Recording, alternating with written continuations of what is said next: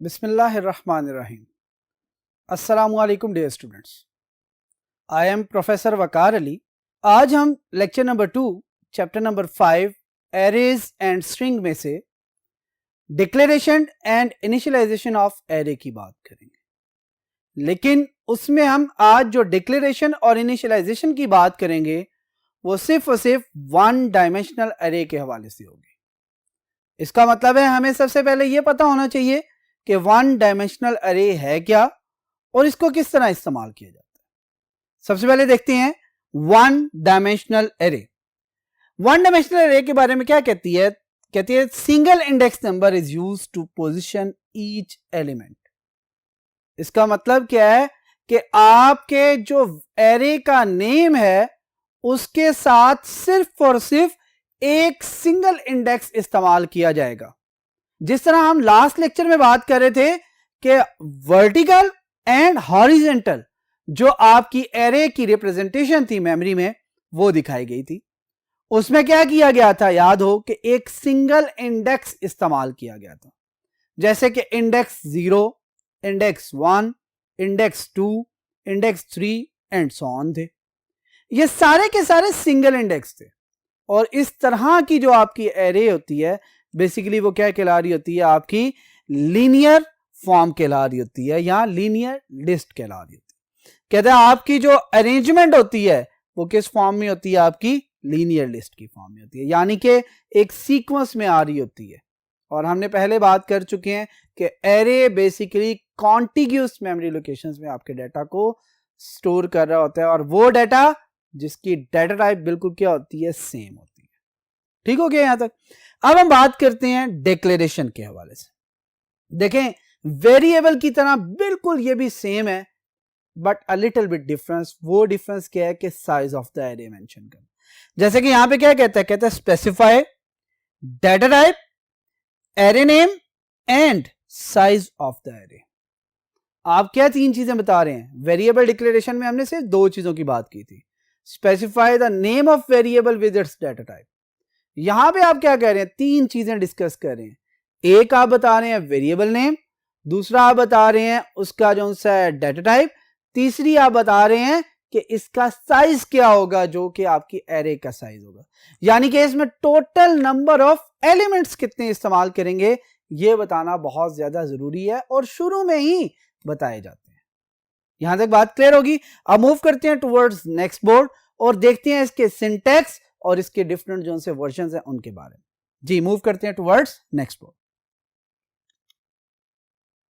जी dear students, अब हम देखते हैं कि इसका सिंटैक्स बेसिकली क्या है। यानी कि अगर हम किसी एरे को डिक्लेयर करवाना चाहते हैं तो उसके लिए क्या क्या डिफरेंट रूल्स आप यूज कर सकते हैं। अब यहां पे देखिए जरा, सबसे पहली चीज क्या है कि आप सबसे पहले क्या लिखते हैं, डाटा टाइप। फिर आप क्या देते हैं, एरे का नेम, और आगे देखिए जो साइज है वो विद इन स्क्वायर ब्रैकेट्स आप दे रहे होते हैं।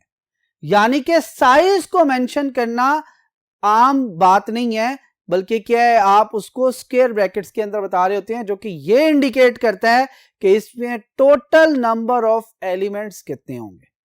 और याद रखिएगा ये हमेशा जो साइज है ये कौन सी वैल्यू होगी, एक इंटीजर वैल्यू होगी, यानी कि कंप्लीट नंबर होगा, होल नंबर होगा। ये कोई रियल वैल्यूज नहीं हो सकती, क्योंकि अगर मैंने बताना है कि टोटल नंबर ऑफ एलिमेंट्स कितने हैं तो मैं ये नहीं बताऊंगा कि 6.5 है या 7.5 है। मैं हमेशा एक्यूरेट होल नंबर बता रहा हूंगा, कंप्लीट नंबर बता रहा हूंगा, जो कि इंटीजर वैल्यू होगी। यानी कि यहां तो मैं ये कह रहा हूं कि टोटल नंबर ऑफ एलिमेंट्स इस एरे के अंदर 6 है, या टोटल नंबर ऑफ एलिमेंट्स इस एरे के अंदर 10 है, या टोटल नंबर ऑफ एलिमेंट्स इस एरे के अंदर 100 है। बात क्लियर होगी यहां पर। अब एरे नेम की बात करें तो एरे नेम के हवाले से याद रखिएगा एनी वैलिड वेरिएबल नेम हो सकता है। और डाटा टाइप हमें पता है कि हम बिल्ट इन डाटा टाइप को ज्यादातर इस्तेमाल कर रहे हैं, जिसमें हम इंट को यूज कर सकते हैं, जिसमें हम फ्लोट को यूज कर सकते हैं, जिसमें हम कैरेक्टर के लिए 4 डाटा टाइप को इस्तेमाल कर सकते हैं, या फिर हम डबल डाटा टाइप जो कि रियल नंबर्स को ही स्टोर करने के लिए इस्तेमाल किया। अब हम वन बाय वन इसकी एग्जांपल्स देखते हैं।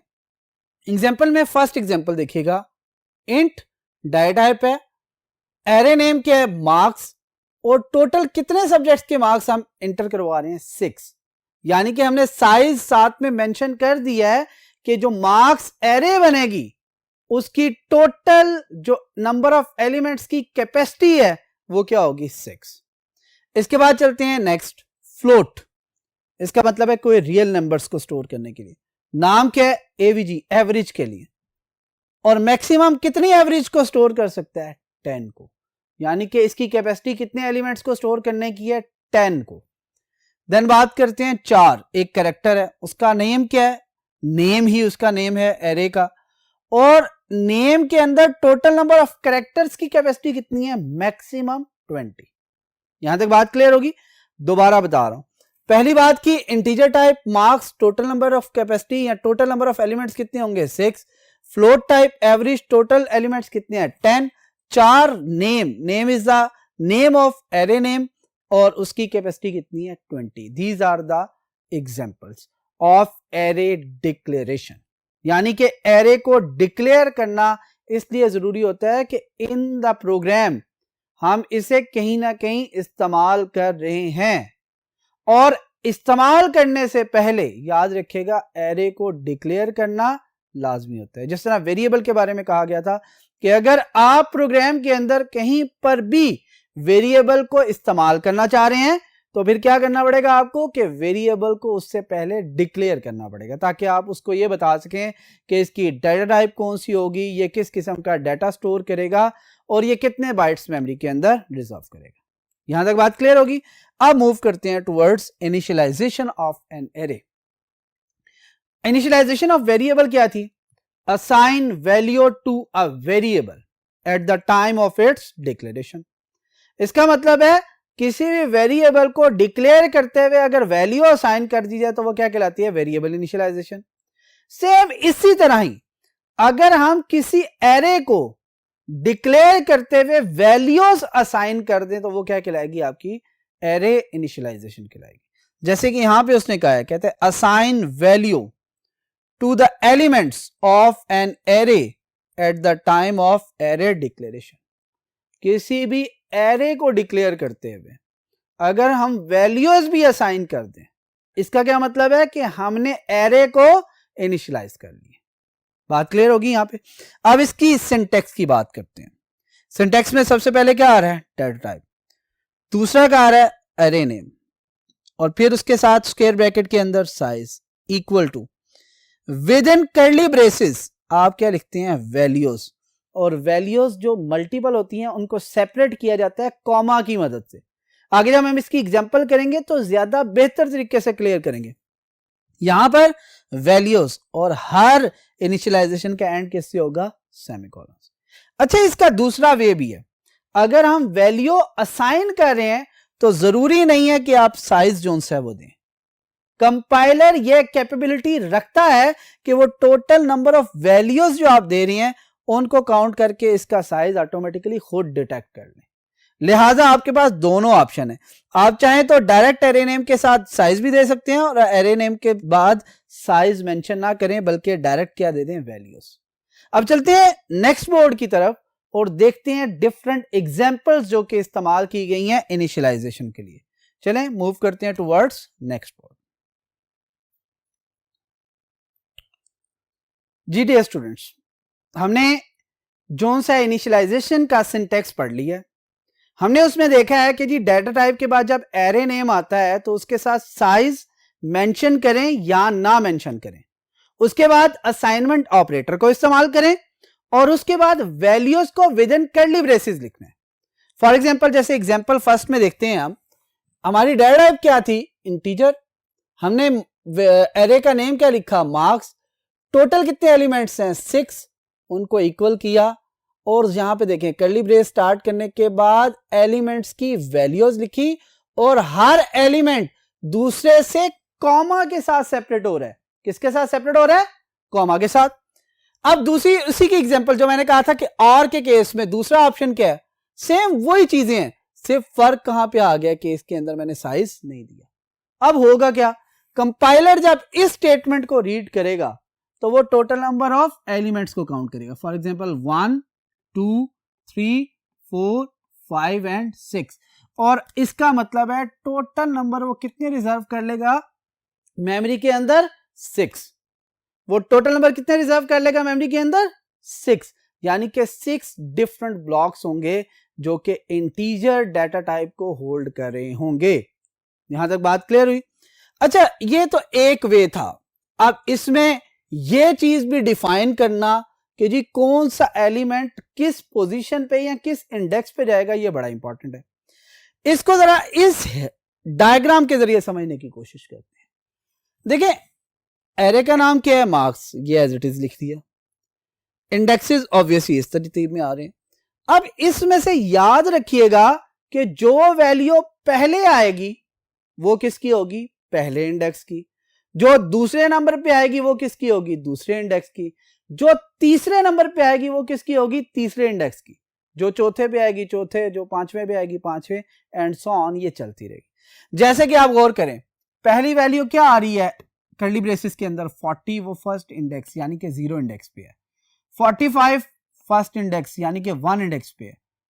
65 2 इंडेक्स पे है। 66 3 इंडेक्स पे है। 78 4 इंडेक्स पे है। 49 5 इंडेक्स पे। अब यहां से आपको समझ में आ गया कि आपने इंडेक्सेस नहीं बताए, लेकिन कंपाइलर ने क्या किया? एक तरतीब के साथ उसे जो मिल गया उसको सिमिलर एक तरतीब के साथ इंडेक्सेस में लिख दिया।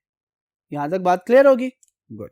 कहते हैं याद रखिएगा, इसके अलावा एक और तरीका है इनिशियलाइजेशन का। आप क्या कर सकते हैं, अगर आप चाहते हैं कि जी मुझे तो इस तरह समझ नहीं आएगा कि कौन से इंडेक्स पे कौन सी वैल्यू जा रही है, मैं एग्जैक्ट इंडेक्स बता के उस जगह वैल्यू स्टोर करूं, तो फिर आपके पास ये तरीका है इनिशियलाइजेशन का। आप क्या लिखेंगे? जो एरे का नेम है उसके साथ स्क्वायर ब्रैकेट के अंदर इंडेक्स लिखें और वैल्यू असाइन कर दें। जैसे कि मार्क्स ऑफ 0 को क्या असाइन किया? 40, लिहाजा यहां पे भी क्या आ गया? 40। मार्क्स ऑफ 1 को क्या असाइन किया? 45, लिहाजा यहां पे भी क्या आ गया? 45। मार्क्स ऑफ 2 को क्या असाइन किया? 65, लिहाजा यहां पर क्या आ गया? 65। मार्क्स ऑफ 3 को असाइन किया 66, लिहाजा यहां पर क्या आ गया? 66। 4 को असाइन किया 78, 78। 5 को असाइन किया 49, 49। यहां तक बात क्लियर होगी? अक्सर यहां से क्वेश्चन क्या आता है? फॉर एग्जाम्पल वो कहता है कि आप एक काम करें कि आप वैल्यू 66 को रिप्लेस कर दें 86 के साथ। आप क्या करें? वैल्यू 66 को 86 के साथ रिप्लेस कर दें।